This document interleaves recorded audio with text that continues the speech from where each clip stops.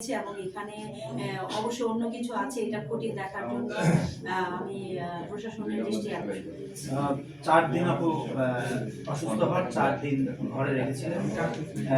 চিকিৎসা হসপিটালে কোনো ধরনের চিকিৎসা দেন নাই। তো তাকে যখন জিজ্ঞেস করা হলো তিনি বললেন যে আম্মুর এরকম হয়েই থাকে, এটা উনি বলছেন। তো এই বিষয়টাকে আপনি কোনভাবে দেখেন? এক কথায় তার অসৎ উদ্দেশ্য ছিল।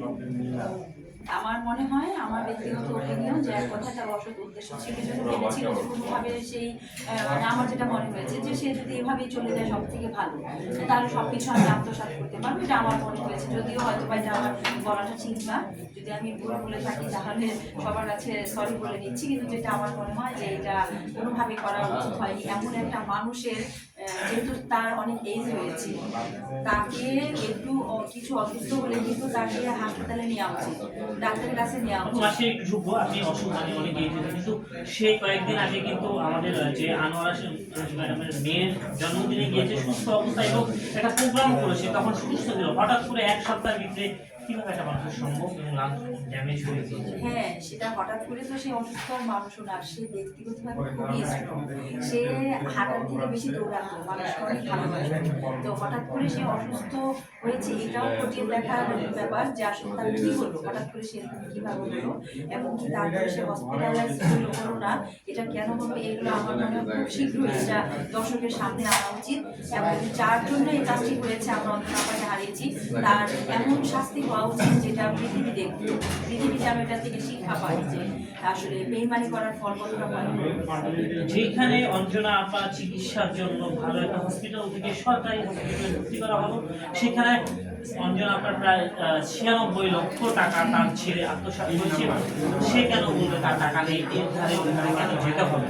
এই বিষয়টা একটু প্রথমে উচিত ছিল আসলে ছেলেটার সন্দেহ হওয়া এবং যারা ভর্তি আছেন, যেমন আলমগীর সাহেব আছেন, সৌরভ ভাই আছেন, তাদের সাথে গিয়ে আলোচনা করা এবং তারাই ভালো মতো বুঝবে তাকে কি করবে। কিন্তু সেটা না করে সে ব্যক্তিগতভাবে তার মানে সে অঞ্জনা আপাকে চিকিৎসা দেয়নি এবং অঞ্জনা আপাকে একটা হসপিটাল থেকে আবার পিজি হসপিটালে আনা, এটাও মানে এমন অঞ্জনা আপার অবস্থা না যে পিজি হসপিটালে থাকার মতো। যেহেতু তার কোনো ছেলে তার জন্য তার তো আমার মনে হয় সে সঠিক চিকিৎসাও পায়নি। তো আমার মনে হয় যে এটা খুব তাড়াতাড়ি দ্রুত এটা আইনের আওতায় আনা উচিত। তার মানে কি অঞ্জনা আপা ওই ছেলেকে ওই ছেলে যে পালক এসেছে শুধু লোভের জন্য? পালক তো সে ছিল, তাকে অনেক ভালোবাসে, যে কোনো জায়গায় সে নিয়ে যেতে হবে, ছেলের পরিচয় দিয়েছে। কিন্তু আসলে আমার মনে হচ্ছে এখন যে অঞ্জনা আপার সিদ্ধান্তটা সে যেতে পারেনি। অনেকে বলছেন আসলে একটু যারা মানে অনেকেই বলছেন যে যারা একটু মেয়েলি টাইপের হয় তারাই যে নায়িকাদের সাথে, বেশিরভাগ নায়িকাদের সাথে সেই টাইপের মানুষই থাকে এবং তারাই তাদের সাথে বেশি বেশি করে। আসলে এটা নিয়ে কি আসলে যারা মেয়ে টাইপের বলে যাকে মানুষের সাথে ব্যক্তিগতভাবে সেরকম আমার চলাচল হয়নি, কিন্তু আমাদের ইন্ডাস্ট্রির অনেকেই আছে যে একটু সবাই খারাপ না, সবাইকে এক পাল্লায় ভাবলে হবে না।